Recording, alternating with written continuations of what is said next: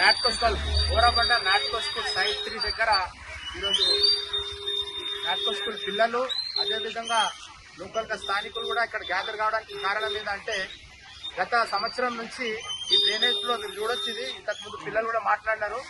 గత సంవత్సరం నుంచి ఆషాఢ మాసం సందర్భంగా మన కాసం ఫ్యాషన్స్ కిలో చీరలు కొనండి, అరకిలో చీరలు ఉచితంగా పొందండి. ఈ ఫ్లో అనేది ఇట్లనే రోడ్ వేస్తామని చెప్పి తొమ్మిది పెట్టినారు. ఆ రోడ్ పని అవ్వలేదు. సరే రోడ్ అట్లనే పూర్తి ఆ డ్రైనేజ్ పని చేయకుండా వదిలేయడం వల్ల ఎంతో మంది స్కూల్ పిల్లలు ఇబ్బంది పడుతున్నారు. డైలీ మార్నింగ్ స్కూల్ వచ్చేటప్పుడు పోయేటప్పుడు పేరెంట్స్ గానీ పిల్లలు గానీ ప్రతి ఒక్కరు కూడా ఇబ్బంది పడుతున్నారు. బండ్లు రావడానికి పోవడానికి ఏదైనా కార్ పోవాలన్నా కానీ చాలా కష్టం. కరెక్ట్ గా స్కూల్ సెంటర్ చౌరస్తా దగ్గర మెయిన్ సెంటర్ లో నాలుగు దిక్కులు తిరిగే ఏరియాలో ఇది అనవసరమైన పని ఇట్లనే వదిలేసుకొని పెట్టేసినారు. అస్సలు కూడా దీన్ని ఎవ్వరు కూడా పట్టించుకోకుండా అయిపోయింది. ఎన్నో రకాలుగా కంప్లైంట్ ఇచ్చినాం. ఈ స్థానిక స్కూల్ ప్రిన్సిపల్ కూడా వాళ్ళ టీచర్స్ కూడా పేపర్ కి కూడా ఇవ్వడం జరిగింది. కానీ ఇప్పటి వరకు కూడా ఎవరు కూడా పట్టించుకొని దీనికి రెస్పాన్స్ ఇవ్వడం. ఇదే రూట్ నుంచి గవర్నమెంట్ బాయ్స్ హాస్టల్ కూడా ఉన్నది. వాళ్ళు కూడా ఇదే రూటే పోవాలా. హాస్టల్లో దగ్గర 1000 మంది స్టూడెంట్స్ ఉన్నారు. నాట్కో స్కూల్లో 1000 స్టూడెంట్స్ ఉన్నారు. వాళ్ళు కూడా రావడం మార్నింగ్ ఒక బ్యాచ్, ఆఫ్టర్నూన్ ఒక బ్యాచ్ ఉంటుంది. ఇవన్నీ కన్నారా చూసి ఆఫీసర్లు చూసినారు, పెద్ద అధికారులు చూసినారు, కానీ ఎవరు పట్టించుకోవట్లేదు. ఈ రోడ్ ఇక్కడ తోగినట్టు చూడండి, రోడ్ అట్లనే వస్తుంది. ఎవరైనా వెహికల్ మీద పోవాలన్నా పడిపోయే ఛాన్సులు ఎక్కువ ఉన్నాయి.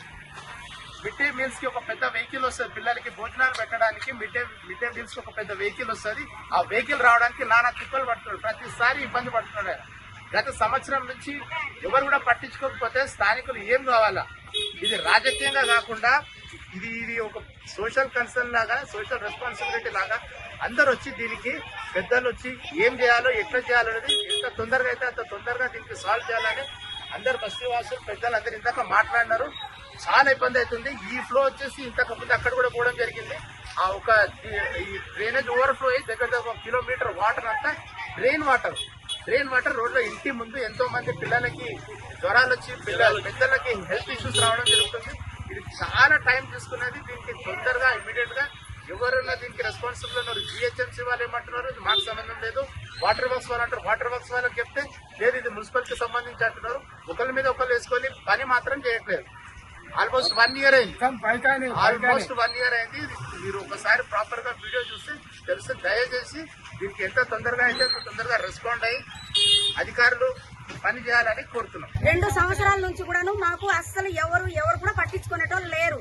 మరి స్కూల్ నాట్కో స్కూల్ ఉంది, గవర్నమెంట్ స్కూల్ ఉంది, ఎవరు పట్టించుకోలేదు. ఆ స్కూల్లో పోయే పిల్లలు ఎంతో మంది పడుతున్నారు, పెద్దోళ్ళు కూడా పడుతున్నారు. వచ్చపోయే బండ్లు కూడాను కింద పడుతున్నారు జనాలు. అయినా కూడా ఎవరు పట్టించుకోవట్లేదు. మరి మేమేం చేయాలి? మేము ఇన్ని సంవత్సరాల నుంచి చెప్తున్నా కూడా 2 సంవత్సరాల నుంచి చెప్తున్నా కూడా ఎవరు పట్టించుకోవట్లేదు. ప్రతి ఒక్క ఇంటింటికి లీడర్లు ఉన్నారు, ఏ లీడర్లు కూడా చేయట్లేదు. మరి ఎవరికైనా మేము అడగాలి? ఏదైనా కష్టం వస్తే లీడర్ దగ్గరికి పోతాం, ఇది మా పరిస్థితి అంచని. అయినా ఏ లీడర్లు కూడా మనకు పట్టించుకోవట్లేదు. ఒక్కలా ఇద్దరా మరి అంతమంది లీడర్లు, కానీ ఎవరు పట్టించుకోవట్లేదు. ఇప్పటికైనా సరే మనకి ఎలక్షన్ దగ్గరికి వస్తుంది, ఇదైనా కొద్దిగా పట్టించుకుంటే బాగుంటది.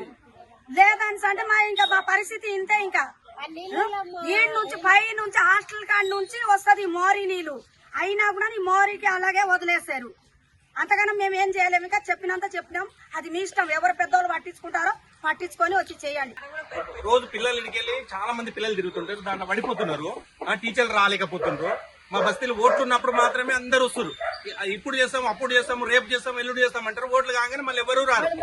మొన్న ఎలక్షన్ అప్పుడు ఆ ఎంపీలు ఎమ్మెల్యేలు అందరూ వచ్చారు మా దగ్గరికి.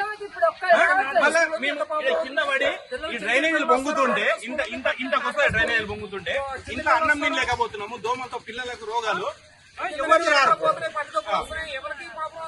పట్టించుకోవాలి.